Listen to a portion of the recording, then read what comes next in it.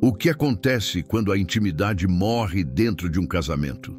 Muitos vivem sob o mesmo teto, compartilham a mesma cama, mas seus corações estão separados por um abismo invisível que cresce a cada dia. Estão juntos, mas profundamente sozinhos. Unidos por um contrato, mas divididos em espírito. Dois corpos que se movem na mesma casa como fantasmas que mal se reconhecem. Essa realidade está devastando famílias, destruindo vidas e abrindo portas para o inimigo entrar e roubar, matar e destruir. O casamento foi desenhado por Deus para ser um reflexo do relacionamento de Cristo com a igreja, mas quando perdemos a intimidade, perdemos a essência desse propósito divino. Quando Adão conheceu Eva, a Bíblia usa a palavra conhecer no sentido mais profundo possível. Não era apenas um conhecimento físico, mas um conhecimento de alma, espírito e corpo. Uma união completa, transparente, vulnerável. Adão conheceu Eva como Deus o conhecia, sem barreiras, sem segredos, sem máscaras. Em Gênesis 2, 24 e 25, a palavra nos diz: "Por isso, deixa o homem pai e mãe e se une à sua mulher, tornando-se os dois uma só carne. Ora, ambos estavam nus, o homem e sua mulher, e não se envergonhavam." Observe essa frase poderosa: e não se envergonhavam. Antes da queda, havia uma intimidade absoluta. Eles estavam completamente expostos um ao outro, não apenas fisicamente, mas emocionalmente, espiritualmente. Não havia vergonha, não havia medo, não havia rejeição. Essa era a intenção original de Deus para o casamento. Mas o que aconteceu? O pecado entrou e trouxe a vergonha. E o que fizeram Adão e Eva imediatamente? Cozeram folhas de figueira e fizeram para si aventais. Começaram a se esconder um do outro. Começaram a construir barreiras. E não apenas isso. Quando Deus veio procurá-los, eles se esconderam dele também. Essa mesma dinâmica continua acontecendo em nossos casamentos. Construímos muralhas invisíveis, criamos aventais modernos, usamos máscaras para nos proteger da rejeição, da crítica, da dor. E lentamente, dia após dia, a intimidade morre. O que é intimidade verdadeira? É muito mais do que sexo. É muito mais do que compartilhar a mesma cama.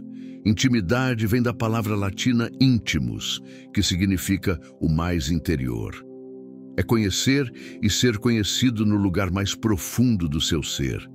Em Provérbios 25, Salomão diz: "Como águas profundas são os propósitos do coração do homem, mas o homem de entendimento os trará à luz." Cada um de nós tem águas profundas dentro de nós, lugares secretos que poucos conhecem. E um casamento sem intimidade é como dois lagos próximos, mas sem nenhuma conexão entre eles. Quando Jesus encontrou a mulher samaritana no poço de Jacó, em João 4, ele tocou precisamente nesse ponto de intimidade. Ele disse a ela: "Vai, chama o teu marido e vem cá." Quando ela respondeu que não tinha marido, Jesus revelou: "Bem disseste que não tens marido, porque 5 maridos já tiveste, e o que agora tens não é teu marido." O que Jesus estava fazendo? Ele estava expondo a falta de verdadeira intimidade na vida daquela mulher. Ela tinha conexões físicas, mas não tinha verdadeira intimidade. Estava buscando preencher um vazio que só a verdadeira intimidade poderia satisfazer. Quantos casamentos hoje são como poços vazios, lugares que deveriam estar transbordando de vida, de conexão, de intimidade, mas que estão secos, rachados, vazios. E o que fazemos quando o poço está seco? Buscamos água em outros lugares, buscamos conexão fora do casamento. Buscamos afirmação em outros relacionamentos. Buscamos consolo em vícios, em distrações, em qualquer coisa que nos faça esquecer a sede que sentimos. Mas Deus tem algo muito melhor para nós. Em João 7,38, Jesus declara: "Quem crê em mim, como diz a Escritura, do seu interior fluirão rios de água viva." Essa água viva é capaz de restaurar os poços secos do seu casamento. É capaz de trazer novamente a intimidade que foi perdida. Ouça-me com atenção. Quando a intimidade morre, o casamento se torna apenas uma casca vazia, uma formalidade sem vida, uma instituição sem propósito. Se torna um campo fértil para a amargura, para o ressentimento, para a infidelidade. Em Efésios 4, 26, 27, Paulo adverte: irai-vos e não pequeis, não se ponha o sol sobre a vossa ira, nem deis lugar ao diabo. Quando perdemos a intimidade, quando paramos de nos comunicar em nível profundo, a raiz de amargura começa a crescer. As pequenas ofensas não são resolvidas, as feridas não são curadas, e o inimigo ganha um ponto de apoio em nosso casamento. Alguns de vocês estão neste lugar agora mesmo. Dormem ao lado do seu cônjuge todas as noites, mas se sentem mais sozinhos do que nunca. Conversam sobre as coisas superficiais, as contas, as crianças, os compromissos, mas as águas profundas do seu coração permanecem intocadas, inexploradas, desconhecidas. O rei Davi entendeu o poder da intimidade verdadeira. No Salmo 139, 23, 24, ele ora: sonda-me, ó Deus, e conhece o meu coração. Prova-me e conhece os meus pensamentos. Vê se há em mim algum caminho mau e guia-me pelo caminho eterno. Davi estava disposto a ser completamente conhecido por Deus, a ser totalmente transparente, completamente vulnerável. E é isso que a verdadeira intimidade exige: vulnerabilidade. A disposição de tirar as máscaras, de baixar as defesas, de expor o coração. A coragem de dizer: este sou eu, com todas as minhas falhas, com todas as minhas feridas, com todos os meus medos. Em Gênesis 3, 9 e 10, depois que Adão e Eva pecaram e se esconderam, o Senhor Deus chamou o homem e lhe perguntou: onde estás? Ele respondeu: ouvi a tua voz no jardim, e porque estava nu tive medo e me escondi. Observe que a primeira pergunta que Deus faz após a queda não é: o que você fez? Mas onde você está? Deus estava procurando restaurar a conexão, a intimidade que havia sido quebrada. E hoje ele faz a mesma pergunta aos casais: onde vocês estão? Estão escondidos um do outro? Estão usando máscaras? Estão construindo muralhas em vez de pontes? A falta de intimidade não apenas destrói casamentos, destrói vidas, destrói sua saúde física, mental e espiritual. Quando vivemos sem verdadeira conexão, sem verdadeira intimidade, algo em nós começa a morrer. Nos tornamos sombras do que deveríamos ser. Nos tornamos versões incompletas, fragmentadas de nós mesmos. O apóstolo Paulo descreve o casamento em Efésios 5, 31, 32 como um grande mistério. Ele diz: por isso deixará o homem pai e mãe e se unirá à sua mulher, e os dois se tornarão uma só carne. Este mistério é grande, digo-o, porém, com referência a Cristo e à Igreja. A intimidade no casamento não é apenas para o seu benefício pessoal ou o prazer do seu cônjuge. É um testemunho para o mundo do relacionamento entre Cristo e sua Igreja. Quando perdemos a intimidade, perdemos nossa capacidade de refletir esse mistério divino para o mundo. Em 1 Coríntios 13, 12, Paulo escreve: agora vemos como em espelho, obscuramente, então veremos face a face. Agora conheço em parte, então conhecerei como também sou conhecido. Este é o coração da intimidade verdadeira: conhecer e ser conhecido completamente. Mas por que é tão difícil manter a intimidade no casamento? Por que tantos casais começam com amor apaixonado e terminam como estranhos cordiais que apenas dividem um espaço? Existem várias razões, mas a principal é o medo. Medo da rejeição, medo da crítica, medo de ser verdadeiramente conhecido e ainda assim não ser amado. Em 1 João 4,18 lemos: no amor não existe medo. Antes, o perfeito amor lança fora o medo. Ora, O medo produz tormento. Logo, aquele que teme não é aperfeiçoado no amor. O medo e a intimidade não podem coexistir. Onde há medo, a intimidade morre.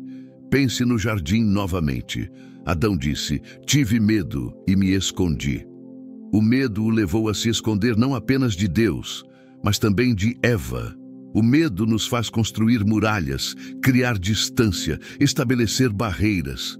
Em muitos casamentos, o padrão é claro. Uma pequena ofensa ocorre, o medo da rejeição surge, as defesas se levantam, a comunicação se quebra, a distância aumenta, a intimidade diminui. E esse ciclo se repete dia após dia, ano após ano, até que os dois se tornam estranhos vivendo na mesma casa.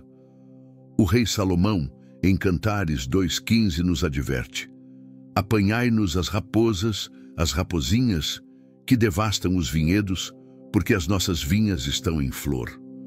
As pequenas raposas, as pequenas ofensas, os pequenos ressentimentos, as pequenas decepções são o que destroem a intimidade no casamento. O que acontece em um casamento sem intimidade? Primeiro, a solidão se instala. É possível sentir-se profundamente sozinho, mesmo estando casado. Adão, antes de Eva ser criada, estava no paraíso, cercado pela criação perfeita de Deus, em perfeita comunhão com o Criador. Mas Deus olhou e disse: "Não é bom que o homem esteja só." A solidão não é apenas a ausência de pessoas ao seu redor, é a ausência de conexão profunda. Segundo, a tentação aumenta. Quando não encontramos intimidade em casa, somos tentados a buscá-la em outros lugares. Não é coincidência que muitas infidelidades começam não com atração física, mas com conexão emocional. Alguém ouve, alguém entende, alguém valoriza o que está sendo dito. A intimidade emocional precede a intimidade física. Em Provérbios 5:15, 18, Salomão aconselha: "Bebe as águas da tua própria cisterna e as que correm do teu poço. Derramar-se-iam as tuas fontes para fora e pelas ruas os ribeiros de águas? Sejam para ti somente e não para os estranhos contigo. Seja bendito o teu manancial e alegra-te com a mulher da tua mocidade." A intimidade no casamento é como uma fonte selada, um jardim fechado, designado apenas para os dois. Terceiro, a amargura cresce. Em Hebreus 12:15, somos advertidos: "Atentai para que ninguém seja faltoso, separando-se da graça de Deus, para que nenhuma raiz de amargura brotando cause perturbação, e por ela muitos sejam contaminados." Quando as ofensas não são resolvidas, quando as feridas não são curadas, a raiz de amargura se aprofunda e contamina tudo. Quarto, o propósito é perdido. Deus uniu vocês não apenas para a felicidade pessoal, mas para um propósito divino.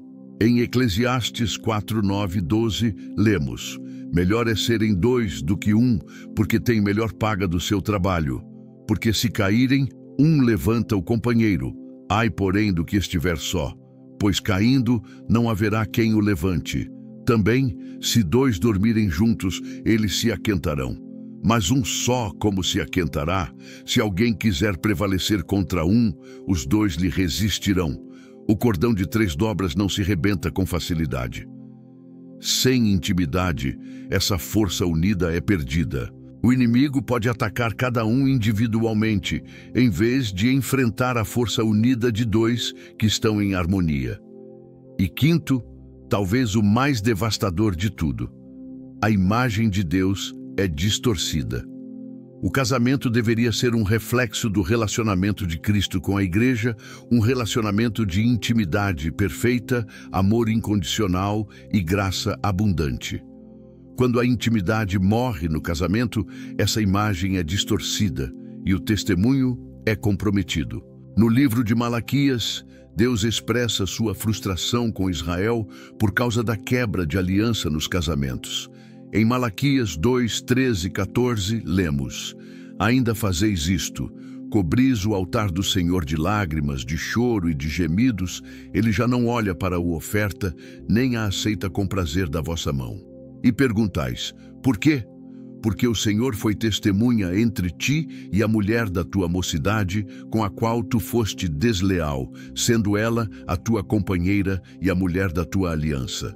Observe que Deus chama o casamento de aliança. Uma aliança é muito mais profunda que um contrato. Um contrato é baseado em desempenho. Eu farei isso se você fizer aquilo. Uma aliança é baseada em compromisso. Eu estarei com você, não importa o que aconteça. A intimidade verdadeira só pode florescer em um solo de aliança, não em um solo de contrato. Quando tratamos o casamento como um contrato, a intimidade morre. Jesus estabeleceu uma nova aliança conosco, e essa aliança é o modelo para o casamento. Em João 15:15, Jesus diz aos discípulos: já não vos chamo servos, porque o servo não sabe o que faz o seu senhor. Mas tenho-vos chamado amigos, porque tudo quanto ouvi de meu Pai vos tenho dado a conhecer. Jesus nos elevou de servos a amigos, de estranhos a íntimos. E em Apocalipse 3:20, Jesus diz: eis que estou à porta e bato. Se alguém ouvir a minha voz e abrir a porta, entrarei em sua casa e cearei com ele, e ele comigo. Essa imagem de compartilhar uma refeição é uma imagem de intimidade. Na cultura do Oriente Médio, compartilhar uma refeição era um ato de profunda intimidade, de aceitação, de comunhão. Quantos de vocês ainda compartilham refeições juntos? Não apenas sentados à mesma mesa, olhando para seus telefones, mas verdadeiramente presentes, conectados, compartilhando não apenas comida, mas vida. A tragédia de muitos casamentos hoje é que as pessoas estão fisicamente próximas, mas emocionalmente distantes. Dormem na mesma cama, mas seus corações estão a milhões de quilômetros de distância. Vivem como colegas de quarto, não como marido e mulher. Em muitos lares, a tecnologia se tornou uma barreira para a intimidade. Passamos mais tempo conectados com nossos dispositivos do que conectados um com o outro. As redes sociais nos dão a ilusão de conexão, enquanto nossa conexão real com aqueles mais próximos de nós se deteriora. O apóstolo Paulo, em 1 Coríntios 7:5, adverte os casais: não vos priveis um ao outro, salvo talvez por mútuo consentimento, por algum tempo, para vos dedicardes à oração e novamente vos ajuntardes, para que Satanás não vos tente por causa da vossa incontinência. Paulo entendeu que a intimidade física é uma parte importante do casamento, uma proteção contra a tentação, uma expressão do amor mútuo. Mas a intimidade física sem intimidade emocional e espiritual é vazia e insatisfatória. É como tentar encher um balde furado. Não importa quanto você coloque, nunca fica cheio. A questão que muitos de vocês estão se perguntando é: como restauramos a intimidade quando ela foi perdida? Como reconectamos quando nos sentimos como estranhos? Como reconstruímos quando as muralhas estão tão altas? Permita-me compartilhar alguns princípios bíblicos que podem guiar esse processo de restauração. Primeiro, comece com arrependimento, não apontando o dedo, não culpando o outro, mas reconhecendo sua própria contribuição para a perda da intimidade. Em Tiago 5,16, somos instruídos: confessai, pois, os vossos pecados uns aos outros e orai uns pelos outros para serdes curados. Há um poder tremendo na confissão honesta e no arrependimento sincero. Quando foi a última vez que você disse ao seu cônjuge: sinto muito, reconheço que tenho contribuído para a distância entre nós. Por favor, me perdoe. Não com manipulação, não como uma tática para fazer o outro se sentir culpado, mas com sinceridade genuína. O arrependimento abre a porta para a cura, cria um espaço seguro onde a verdade pode ser falada sem medo de retaliação.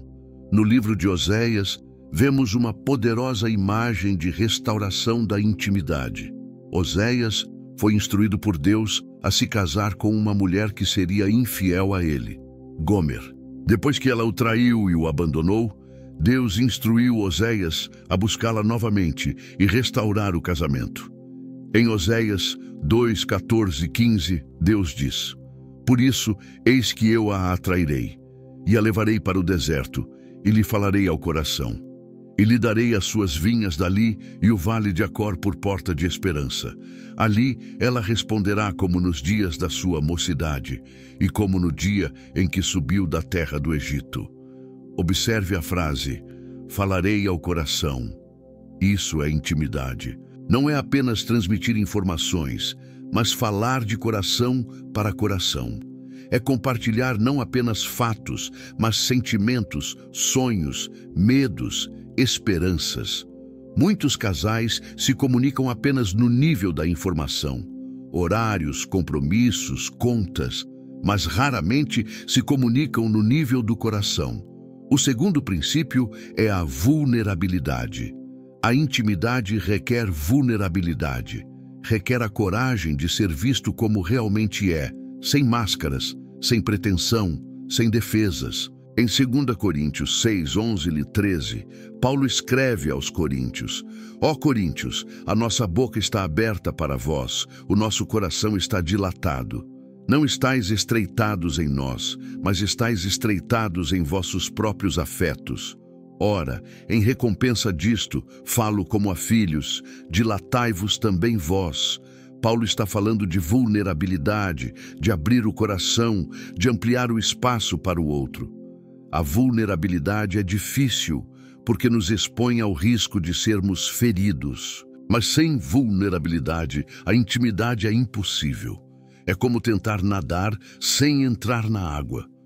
Alguns de vocês foram profundamente feridos no passado, talvez por seu cônjuge, talvez por outros relacionamentos.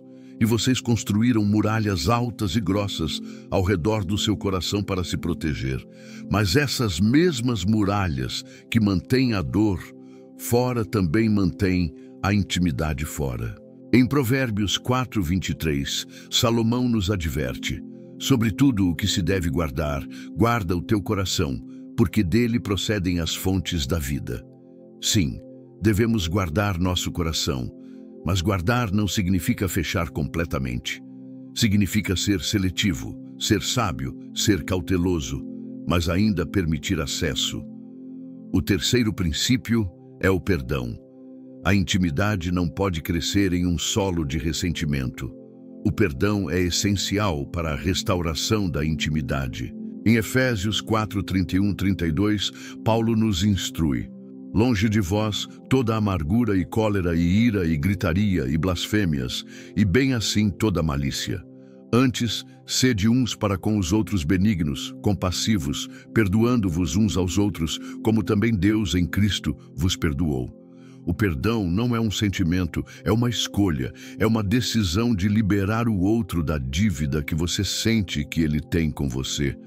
É uma decisão de não permitir que o passado determine o futuro do seu relacionamento. Alguns de vocês estão presos em um ciclo de mágoa e ressentimento. Você mantém um registro de todas as ofensas, todas as falhas, todas as decepções. E esse registro está sufocando a intimidade no seu casamento. Em 1 Coríntios 13, 5, Paulo nos diz que o amor não se irrita, não suspeita mal. Não folga com a injustiça, mas folga com a verdade. A palavra grega traduzida como não suspeita mal, literalmente significa não mantém um registro de erros. O amor verdadeiro não mantém um registro de ofensas. Isso não significa que você ignora os problemas reais ou permite abuso. Significa que você não permite que o ressentimento defina seu relacionamento. Significa que você escolhe perdoar, mesmo quando é difícil, mesmo quando dói, mesmo quando a outra pessoa não merece. O quarto princípio é o tempo de qualidade. A intimidade requer tempo. Não apenas tempo juntos fisicamente, mas tempo de qualidade, tempo de conexão intencional. No mundo agitado em que vivemos, muitos casais estão vivendo vidas paralelas. Eles estão ocupados, estressados, sobrecarregados. Eles existem no mesmo espaço, mas raramente se conectam de maneira significativa. Em Eclesiastes 3:1, Salomão nos lembra: tudo tem o seu tempo determinado, e há tempo para todo o propósito debaixo do céu. Há um tempo para trabalhar, um tempo para servir, um tempo para os filhos, mas também deve haver um tempo dedicado especificamente para cultivar a intimidade no casamento. Jesus frequentemente se retirava para lugares solitários para estar com o Pai. Em Marcos 1:35 lemos: tendo-se levantado alta madrugada, saiu, foi para um lugar deserto e ali orava. Jesus priorizava o tempo a sós com o Pai, tempo para conexão, para comunhão, para intimidade. Da mesma forma, os casais precisam priorizar o tempo a sós juntos, não apenas para resolver problemas ou discutir questões práticas, mas para reconectar, para desfrutar da presença um do outro, para cultivar a intimidade. O quinto princípio é a oração conjunta. Há um poder tremendo quando um casal ora junto. A oração quebra barreiras, dissolve ressentimentos, cura feridas e restaura conexão. Em Mateus 18:19-20, Jesus promete: também vos digo que se 2 de vós concordarem na terra acerca de qualquer coisa que pedirem, ser-lhes-á concedida por meu Pai, que está nos céus. Porque onde estiverem 2 ou 3 reunidos em meu nome, ali estou no meio deles. Quando vocês oram juntos, Jesus está presente de uma maneira especial. E na presença de Jesus, as muralhas caem, os corações se abrem, a intimidade é restaurada. A falta de intimidade no casamento não afeta apenas o relacionamento entre marido e mulher, mas impacta toda a família e até mesmo a caminhada espiritual. Em 1 Pedro 3:7, o apóstolo Pedro adverte: maridos, vós igualmente vivei a vida comum do lar com discernimento, e tendo consideração para com a vossa mulher como parte mais frágil, tratai-a com dignidade, porque sois, juntamente, herdeiros da mesma graça de vida, para que não se interrompam as vossas orações. Observe a conexão que Pedro faz. A maneira como você trata seu cônjuge afeta suas orações. A falta de intimidade no casamento não é apenas um problema conjugal, é um problema espiritual. Muitos de vocês estão experimentando uma secura espiritual, uma sensação de distância de Deus, e não percebem que isso pode estar diretamente relacionado à falta de intimidade no seu casamento. Quando Deus criou Eva para Adão, Ele não estava apenas provendo uma companheira para aliviar sua solidão. Ele estava estabelecendo uma instituição que seria uma escola de amor, um laboratório de graça, um centro de treinamento para o caráter de Cristo. O casamento é um dos principais meios pelos quais Deus molda nosso caráter e nos ensina a amar como Ele ama. Quando a intimidade no casamento é comprometida, esse processo de formação espiritual é interrompido. Em Efésios 5:25-27, Paulo escreve: maridos, amai vossa mulher, como também Cristo amou a igreja e a si mesmo se entregou por ela, para que a santificasse, tendo-a purificado por meio da lavagem de água pela palavra, para apresentar a si mesmo igreja gloriosa, sem mácula, nem ruga, nem coisa semelhante, porém santa e sem defeito. O amor de Cristo pela igreja é o modelo para o amor de um marido por sua esposa. E que tipo de amor é esse? É um amor sacrificial, um amor que se entrega, um amor que santifica, que purifica, que eleva. A intimidade no casamento não é apenas para seu benefício pessoal ou prazer. É uma escola onde aprendemos a amar como Cristo ama. É um espelho que reflete nosso próprio egoísmo, nossa própria impaciência, nossa própria dureza de coração, para que possamos crescer e nos tornar mais semelhantes a Cristo. Quando você olha para o seu casamento, o que você vê? Um relacionamento que está crescendo em intimidade, em vulnerabilidade, em confiança, ou um relacionamento que está se deteriorando, se distanciando, se fragmentando? Se é o segundo, quero que você entenda que a restauração é possível. Não importa quão longe você tenha se afastado, não importa quão altas sejam as muralhas, não importa quão profunda seja a mágoa, a restauração é possível. Em Joel 2:25, Deus promete: restituir-vos-ei os anos que foram consumidos pelo gafanhoto migrador, pelo destruidor e pelo cortador, o meu grande exército que enviei contra vós outros. Deus é capaz de restaurar os anos perdidos, de curar as feridas mais profundas, de renovar a intimidade que foi destruída. Mas essa restauração requer ação, requer compromisso, requer humildade. Em Filipenses 2, 3, 4, Paulo nos instrui: nada façais por partidarismo ou vanglória, mas por humildade, considerando cada um os outros superiores a si mesmo. Não tenha cada um em vista o que é propriamente seu, senão também o que é dos outros. A humildade é o solo fértil onde a intimidade cresce. Quando colocamos as necessidades do outro acima das nossas próprias, quando servimos em vez de exigir ser servidos, quando damos em vez de apenas receber, criamos um ambiente onde a intimidade pode florescer. Em Gálatas 5:13, Paulo nos lembra: porque vós, irmãos, fostes chamados à liberdade, porém não useis da liberdade para dar ocasião à carne, sede antes servos uns dos outros pelo amor. O verdadeiro amor se expressa em serviço, em doação, em sacrifício. Quero falar especificamente sobre a intimidade espiritual no casamento. Muitos casais compartilham uma cama, uma casa, uma conta bancária, mas não compartilham uma vida espiritual. Não oram juntos, não estudam a palavra juntos, não compartilham seus insights espirituais ou lutas. Em Malaquias 2:15 lemos: não fez o Senhor os dois uma só carne? E por quê? Porque buscava uma descendência para Deus. Portanto, guardai-vos em vosso espírito, e nenhum seja infiel para com a mulher da sua mocidade. Deus uniu vocês como uma só carne, não apenas para a procriação física, mas para a procriação espiritual, para criar uma descendência para Deus, para criar um legado espiritual que continuará por gerações. Mas como vocês podem criar esse legado sem intimidade espiritual? Como podem transmitir valores, fé, princípios bíblicos a seus filhos se não estão unidos espiritualmente? O inimigo entende o poder de um casal unido espiritualmente. É por isso que ele trabalha tão arduamente para impedir essa união.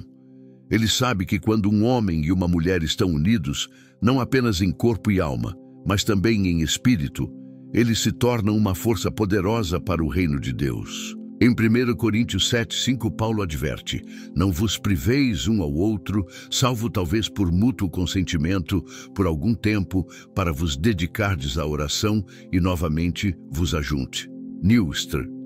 Em 1 Coríntios 7:5, Paulo adverte: não vos priveis um ao outro, salvo talvez por mútuo consentimento por algum tempo, para vos dedicardes à oração e novamente vos ajuntardes, para que Satanás não vos tente por causa da vossa incontinência. Paulo entendeu que a intimidade física é importante, mas observe, a intimidade espiritual é a base sobre a qual todas as outras formas de intimidade são construídas. É a âncora que mantém um casamento firme durante as tempestades da vida. Quando Josué enfrentou um dos maiores desafios de sua vida, liderar o povo de Israel após a morte de Moisés, Deus lhe deu esta instrução em Josué 1:8. Não cesses de falar deste livro da lei, antes medita nele dia e noite, para que tenhas cuidado de fazer segundo tudo quanto nele está escrito. Então farás prosperar o teu caminho e serás bem-sucedido. Da mesma forma, para que um casamento prospere, os cônjuges devem meditar juntos na palavra de Deus, devem falar dela, devem aplicá-la juntos em suas vidas diárias. Alguns de vocês estão se perguntando: como começamos? Como desenvolvemos essa intimidade espiritual quando ela nunca existiu em nosso casamento? Comece simplesmente. Comece lendo uma passagem curta das Escrituras juntos, todas as manhãs ou noites. Comece compartilhando uma reflexão, um insight que Deus lhe deu durante o dia. Comece orando juntos, mesmo que seja apenas por alguns minutos antes de dormir. Não subestime o poder desses pequenos começos.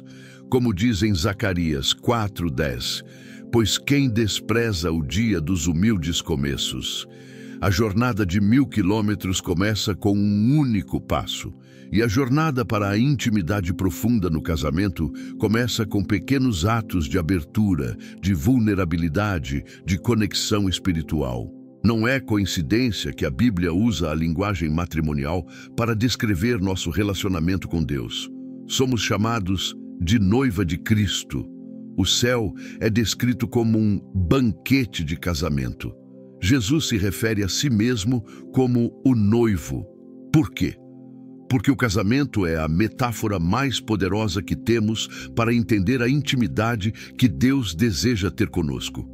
E é por isso que a falta de intimidade no casamento não é apenas um problema conjugal, é um problema teológico. Distorce nossa compreensão do próprio coração de Deus. Em Apocalipse 3:20, Jesus diz: Eis que estou à porta e bato. Se alguém ouvir a minha voz e abrir a porta, entrarei em sua casa e cearei com ele, e ele comigo. Jesus quer intimidade conosco. Ele quer entrar, sentar-se conosco, compartilhar uma refeição, uma imagem de comunhão profunda, de conexão genuína. Da mesma forma, em João 14:23, Jesus promete: se alguém me ama, guardará a minha palavra, e meu Pai o amará, e viremos para ele e faremos nele morada. Deus não quer apenas uma visita ocasional em nossas vidas. Ele quer morar em nós, estar permanentemente presente, intimamente conectado. Esta é a intimidade que Deus deseja ter conosco, e é a intimidade que Ele deseja que experimentemos em nossos casamentos. Mas o que acontece quando essa intimidade é perdida? O que acontece quando o casamento se torna uma casca vazia, uma formalidade sem vida, uma instituição sem propósito? Primeiro, como já mencionei, nossa compreensão do coração de Deus é distorcida. Começamos a ver Deus como distante, desconectado, desinteressado, assim como talvez nos sintamos em nosso casamento. Segundo, nossas crianças aprendem um modelo distorcido de relacionamento.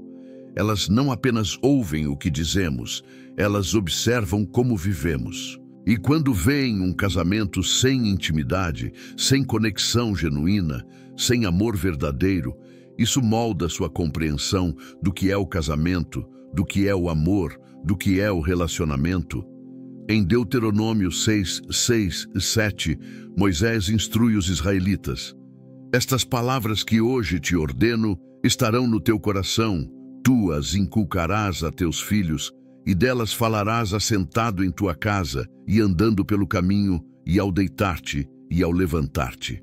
A palavra hebraica traduzida como inculcar, literalmente significa afiar ou penetrar. Não é apenas transmitir informações, é moldar o coração, formar o caráter, influenciar profundamente, e isso acontece não apenas pelo que ensinamos explicitamente, mas pelo que modelamos constantemente. Quando seus filhos observam seu casamento, o que eles veem? Um relacionamento caracterizado por intimidade, respeito, amor sacrificial? Ou um relacionamento caracterizado por distância, frieza, desconexão? O legado que você está construindo através do seu casamento continuará por gerações. Está moldando a compreensão que seus filhos têm do amor, do casamento, de Deus.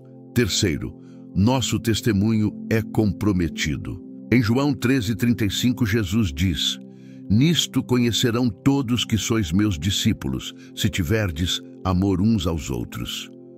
O amor que demonstramos em nossos casamentos, em nossas famílias, em nossa igreja, é o testemunho mais poderoso que temos. Quando o mundo olha para nossos casamentos, o que eles veem? Veem algo radicalmente diferente do que o mundo oferece. Veem uma intimidade, uma conexão, um amor que só pode ser explicado pela presença de Deus. Ou veem casamentos que são tão vazios, tão superficiais, tão desprovidos de intimidade quanto os casamentos daqueles que não conhecem a Cristo. Quarto, nosso próprio crescimento espiritual é prejudicado. O casamento é uma das ferramentas mais poderosas que Deus usa para nos tornar mais semelhantes a Cristo. É no laboratório do casamento que aprendemos a morrer para nós mesmos, a servir sacrificialmente, a perdoar incondicionalmente, a amar apesar das falhas. Quando a intimidade no casamento é comprometida, esse processo de formação espiritual é interrompido. Perdemos uma das ferramentas mais poderosas que Deus tem para nos transformar à imagem de seu Filho. Alguns de vocês estão se perguntando: é tarde demais para nós? Estamos casados há anos, décadas, e a intimidade morreu há muito tempo. Há esperança para nós? A resposta é um inequívoco sim. Em Ezequiel 37, Deus mostrou ao profeta um vale de ossos secos, a imagem de algo completamente morto, sem vida, sem esperança. E Deus perguntou a Ezequiel: poderão reviver estes ossos? Ezequiel respondeu sabiamente: Senhor Deus, tu o sabes. Então, Deus instruiu Ezequiel a profetizar sobre os ossos, e eles se juntaram, foram cobertos de carne e receberam vida novamente. O Deus que pode dar vida a ossos secos pode certamente restaurar a intimidade em seu casamento, não importa quão morta ela possa parecer. Em Isaías 43, 18, 19, Deus promete: não vos lembreis das coisas passadas, nem considereis as antigas. Eis que faço coisa nova, que está saindo à luz. Porventura não o percebeis? Eis que porei um caminho no deserto e rios no ermo. Deus está no negócio de fazer coisas novas, de criar caminhos onde parece não haver saída, de fazer fluir rios em lugares desertos. Ele pode renovar seu casamento, restaurar a intimidade, trazer vida onde havia morte.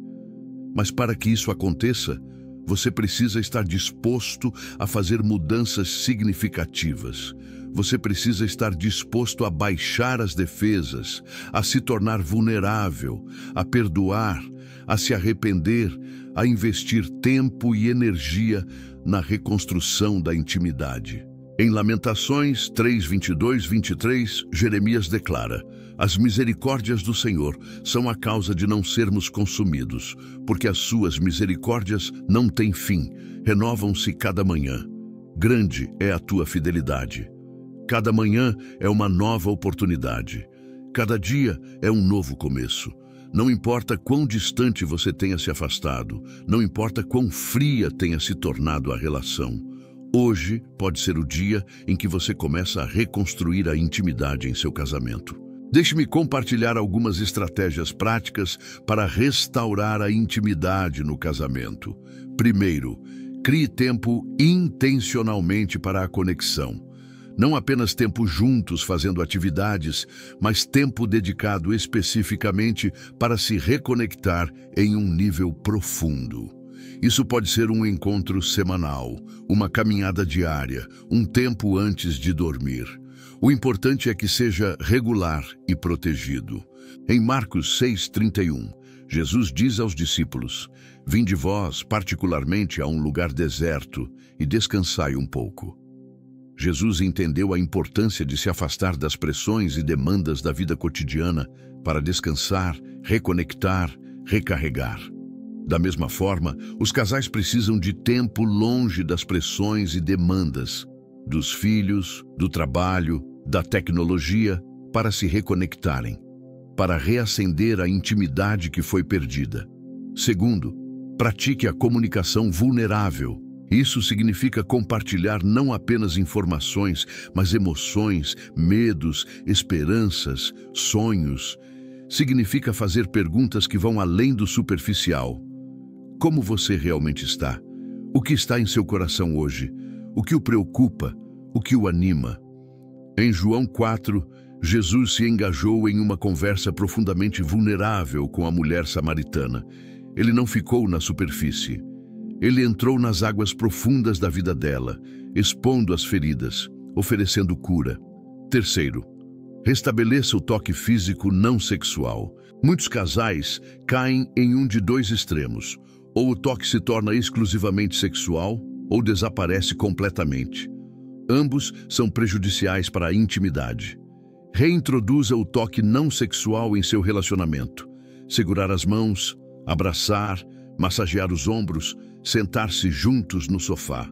Esse tipo de toque nutre a conexão, cria segurança, reforça o vínculo. Em Marcos 10:16, lemos que Jesus tomava as crianças nos braços e as abençoava, impondo as mãos sobre elas. Jesus entendeu o poder do toque físico para transmitir amor, aceitação, bênção. Quarto, busque ajuda profissional se necessário. Não há vergonha em buscar ajuda. Na verdade, reconhecer que você precisa de ajuda é um sinal de força, não de fraqueza. Em Provérbios 15:22, Salomão nos diz: fracassam os planos quando não há conselho, mas com muitos conselheiros há bom êxito. Um conselheiro cristão, um pastor experiente, um casal mentor pode fornecer a sabedoria, a perspectiva, as ferramentas necessárias para reconstruir a intimidade no seu casamento. Quinto, façam memórias positivas juntos. A neurociência nos mostra que nosso cérebro é mais fortemente impactado por experiências negativas do que positivas. É por isso que lembramos vividamente as ofensas, os conflitos, as decepções, mas esquecemos facilmente os momentos de alegria, de conexão, de intimidade. Para contrariar essa tendência, precisamos criar intencionalmente memórias positivas, experiências compartilhadas de alegria, aventura, descoberta, crescimento. Precisamos ser intencionais em notar e celebrar os momentos de conexão, os progressos, as vitórias, por menores que sejam. Em Filipenses 4:8, Paulo nos instrui: finalmente, irmãos, tudo o que é verdadeiro, tudo o que é respeitável, tudo o que é justo, tudo o que é puro, tudo o que é amável, tudo o que é de boa fama, se alguma virtude há e se algum louvor existe, seja isso o que ocupe o vosso pensamento. Quando aplicamos esse princípio ao nosso casamento, significa focar no positivo, no bom, no louvável, não de forma ingênua, ignorando os problemas reais, mas de forma intencional, reconhecendo e celebrando o que é bom e belo em nosso relacionamento. A intimidade verdadeira no casamento não é apenas uma questão de técnicas ou estratégias. É uma questão de coração. É uma questão de disposição para se render, para se humilhar, para servir, para amar como Cristo amou. Em João 13, Jesus lavou os pés dos discípulos, uma tarefa reservada para o servo mais humilde da casa. Depois, ele explicou em João 13, 14 e 15: ora, se eu, sendo o Senhor e o Mestre, vos lavei os pés, também vós deveis lavar os pés uns dos outros, porque eu vos dei o exemplo, para que, como eu vos fiz, façais vós também. A intimidade verdadeira floresce em um ambiente de serviço mútuo, de humildade, de disposição para fazer o que for necessário para o bem do outro. Em Filipenses 2, 5, 8, Paulo nos exorta: tende em vós o mesmo sentimento que houve também em Cristo Jesus, que, subsistindo em forma de Deus, não julgou como usurpação o ser igual a Deus. Antes, a si mesmo se esvaziou, assumindo a forma de servo, tornando-se em semelhança de homens, e reconhecido em figura humana, a si mesmo se humilhou, tornando-se obediente até à morte e morte de cruz. Este é o exemplo supremo de humildade, de serviço, de sacrifício. E é o modelo para o tipo de amor que devemos ter em nossos casamentos. A intimidade não é apenas algo que sentimos, é algo que fazemos. É uma escolha diária de baixar as defesas, de abrir o coração, de se conectar em um nível profundo. A intimidade verdadeira é transformadora. Ela nos muda, nos molda, nos desafia, nos eleva, nos torna mais semelhantes a Cristo. Alguns de vocês estão aqui hoje e seu casamento está em crise. A intimidade se foi há muito tempo. Vocês vivem como estranhos na mesma casa. Talvez até estejam considerando a separação ou o divórcio. Quero dizer-lhes, não desistam.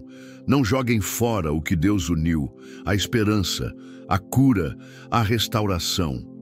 Em Jeremias 32:27, Deus pergunta: Eis que eu sou o Senhor, o Deus de toda a carne. Acaso haveria alguma coisa demasiadamente maravilhosa para mim? E em Jeremias 32:17, o profeta declara: Ah, Senhor Deus, tu fizeste os céus e a terra com o teu grande poder e com o teu braço estendido. Nada há que te seja demasiadamente maravilhoso. O Deus que criou os céus e a terra com uma palavra, o Deus que dividiu o mar vermelho, o Deus que ressuscitou Jesus dentre os mortos, esse mesmo Deus pode restaurar a intimidade em seu casamento. Mas você precisa estar disposto a fazer sua parte. Precisa estar disposto a dar o primeiro passo, mesmo quando é difícil, mesmo quando dói, mesmo quando o outro não parece merecer. Em Mateus 7:24-27, Jesus conta a parábola dos dois construtores. Um que construiu sua casa sobre a rocha e outro que construiu sobre a areia. Quando as tempestades vieram, a casa construída sobre a rocha permaneceu firme, enquanto a outra desabou. Muitos casamentos são como casas construídas sobre a areia. Eles são baseados em emoções passageiras, em atração física, em interesses comuns, em conveniência. E quando as tempestades vêm, e elas sempre vêm, esses casamentos desmoronam. Mas o casamento construído sobre a rocha, sobre o compromisso, sobre o caráter, sobre o propósito divino, sobre a intimidade verdadeira, permanece firme, não importa quão fortes sejam as tempestades. Em Romanos 5:3-5, Paulo escreve: E não somente isto, mas também nos gloriamos nas próprias tribulações, sabendo que a tribulação produz perseverança, e a perseverança, experiência, e a experiência, esperança. E a esperança não confunde, porque o amor de Deus é derramado em nossos corações, pelo Espírito Santo que nos foi outorgado. As dificuldades em seu casamento, as lutas para construir e manter a intimidade, elas não são apenas obstáculos a serem superados, são oportunidades para crescimento, para refinamento, para transformação.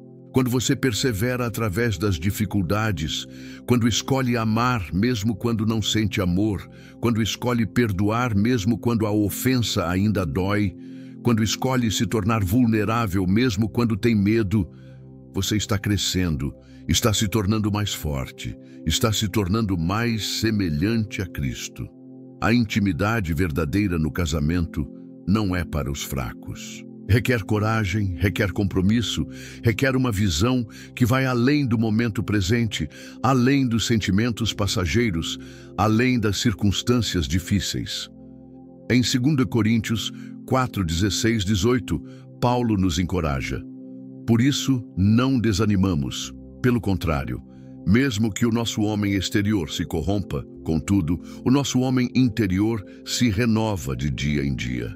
Porque a nossa leve e momentânea tribulação produz para nós eterno peso de glória, acima de toda comparação, não atentando nós nas coisas que se veem, mas nas que se não veem.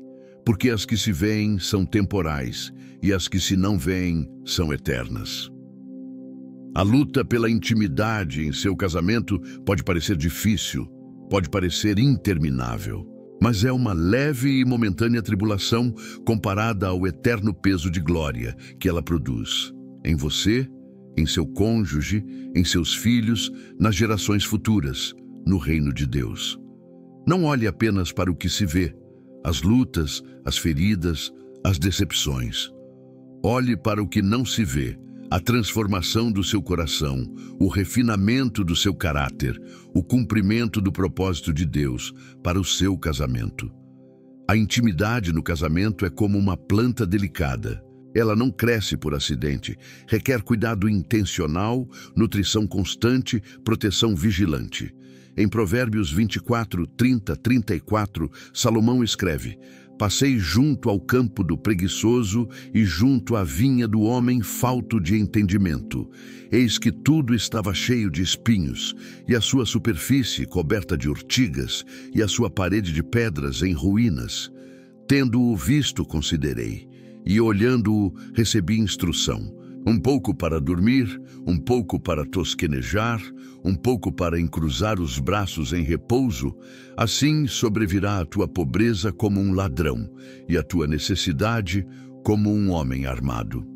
Da mesma forma, muitos casamentos estão em ruínas, não devido a um único ato catastrófico de traição, mas devido a anos de negligência, anos de tomar o outro como garantido, anos de permitir que os espinhos da amargura, do ressentimento, da falta de perdão cresçam sem controle. A intimidade requer vigilância constante, requer a disposição de arrancar as ervas daninhas quando são pequenas, de reparar as paredes antes que desabem, de investir tempo e energia na manutenção e no crescimento do relacionamento. Em 1 Tessalonicenses 5:11, Paulo nos exorta: consolai-vos, pois, uns aos outros, e edificai-vos reciprocamente, como também estáis fazendo. A palavra grega traduzida como edificar, literalmente significa construir uma casa. Estamos chamados a continuamente construir um ao outro, a fortalecer um ao outro, a nutrir o crescimento um do outro. E isso é especialmente verdadeiro no casamento. Somos chamados a ser construtores de casas, não apenas estruturas físicas, mas lares espirituais, emocionais, relacionais onde a intimidade possa florescer. Em 1 Pedro 4:8, Pedro nos aconselha: acima de tudo, mantende entre vós intenso amor, porque o amor cobre multidão de pecados. A palavra grega traduzida como intenso literalmente significa esticado ou estendido, como um músculo que é esticado ao máximo. O amor no casamento deve ser assim, esticado, estendido, empurrado além do que parece possível. Esse tipo de amor, intenso, sacrificial, perseverante, cria um ambiente seguro onde a intimidade pode crescer. Ele cobre as falhas, perdoa as ofensas, restaura a conexão. Alguns de vocês podem estar pensando: mas você não conhece meu cônjuge. Você não sabe o que ele fez, o que ela disse, como me feriu. E você está certo. Eu não conheço, mas Deus conhece. E ainda assim, Ele chama você a amar, a perdoar, a buscar a reconciliação. Em Romanos 5:8, Paulo nos lembra: mas Deus prova o seu próprio amor para conosco pelo fato de ter Cristo morrido por nós, sendo nós ainda pecadores. Deus não esperou que fôssemos dignos antes de nos amar. Ele nos amou, sendo nós ainda pecadores. Da mesma forma, não espere que seu cônjuge seja digno antes de oferecer amor, perdão, oportunidade de restauração. Tome a iniciativa, dê o primeiro passo, estenda a mão, mesmo quando dói. Isso não significa que você permite abuso ou aceita traição contínua. Significa que, sempre que possível, você escolhe o caminho da graça, da misericórdia, da restauração. Em 1 Coríntios 13, 4, 7, Paulo descreve o amor verdadeiro. O amor é paciente, é benigno. O amor não arde em ciúmes, não se ufana, não se ensoberbece, não se conduz inconvenientemente, não procura os seus interesses, não se exaspera, não se ressente do mal. Não se alegra com a injustiça, mas regozija-se com a verdade.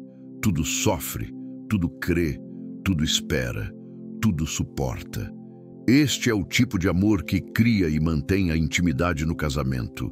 Um amor que não desiste, não se rende, não volta atrás. Hoje, neste momento, Deus está lhe oferecendo uma oportunidade de recomeçar, de reconstruir, de restaurar a intimidade em seu casamento.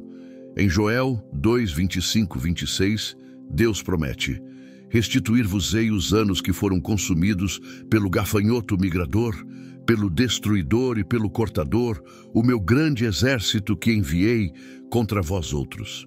Comereis abundantemente, e vos fartareis, e louvareis o nome do Senhor vosso Deus, que procedeu para convosco maravilhosamente.